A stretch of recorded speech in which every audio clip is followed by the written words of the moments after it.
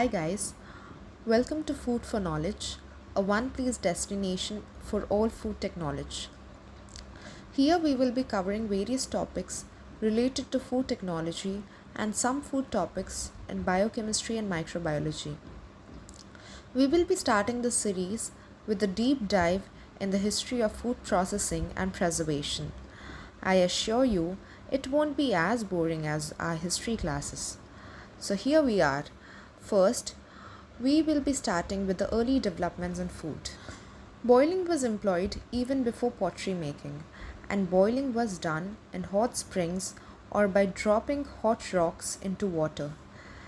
Tannehill in 1973 emphasizes the use of animal stomach as a cooking vessel. Surprisingly, smoking was also developed as a method of food preservation that provided a new flavor. Along with that, fishes were dried from back then. Some animals were domesticated very early, such as dog, sheep, goats, cattle, etc. It has been suggested that some of these animals may have been domesticated through the keeping of cult or totem animals in the temple or sacred precincts.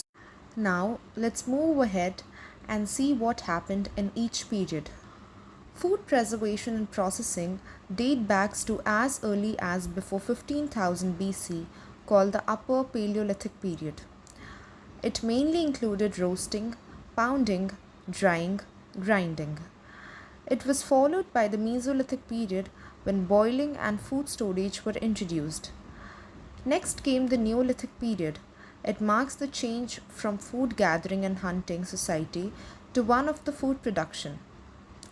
With this, it brought practices like alcohol fermentation, acidification, salting, baking, bread making, sieving, etc.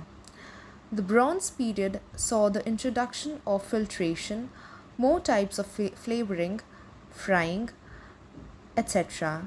Sophisticated and complicated pressing and clarification techniques were also introduced. The Iron period saw refinement of flavoring and cookery. Food adulteration made its way into food processing in Roman period. Moving forward, let's talk about the factors influencing food supply and processing. The first comes food adulteration. The protection of the consumer against dishonest food merchants has occupied the attention of civil authorities from the earliest times.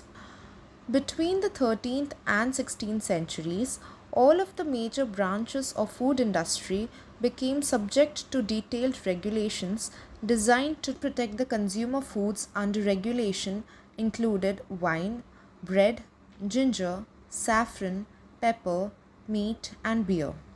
The problems that arose were of short weight, inferior quality of raw products, deteriorated products, and adulteration.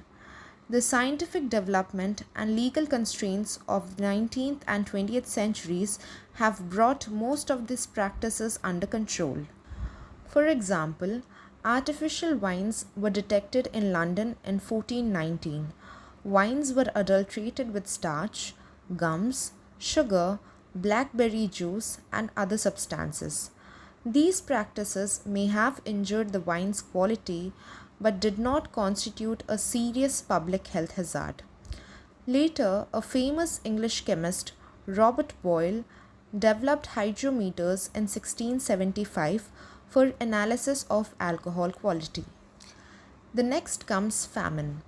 Lack of food is due to the failure of agriculture to produce food or processors to process and preserve it, or of industry to transport it from regions of surplus to the regions of deficit. Thus, transportation also plays a great role. The next comes impact of war. For the food to be war fit, which means the food that can be carried along with the soldiers, it must be light in weight, easily packed and carried, nutritious, not easily spoiled, and appealing. Thus, to solve these problems, safe storage of the food was made. Food trains or ship conveyors to transport the food have to be arranged.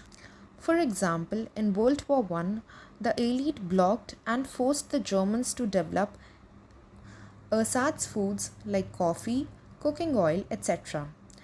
During World War II, the production of dehydrated foods were greatly increased and improved, especially in the United States.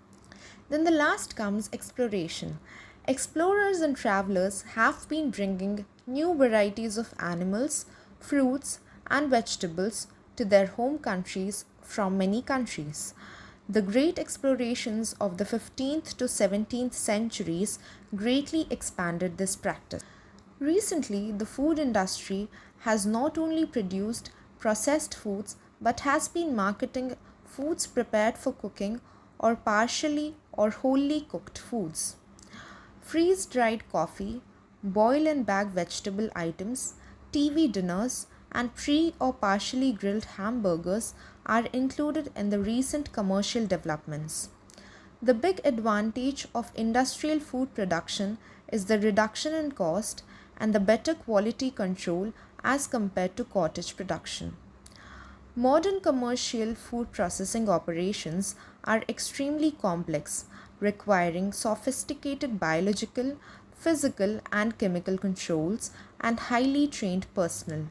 Computer assisted systems are now widely used for both monitoring and controlling operations. With this, we conclude our first session. Thank you so much, guys, for watching our video and hope that you have learned a lot from this video. Don't forget to like, share, and subscribe to our channel, Food for Knowledge, a one-stop destination for all food technology. Thank you so much.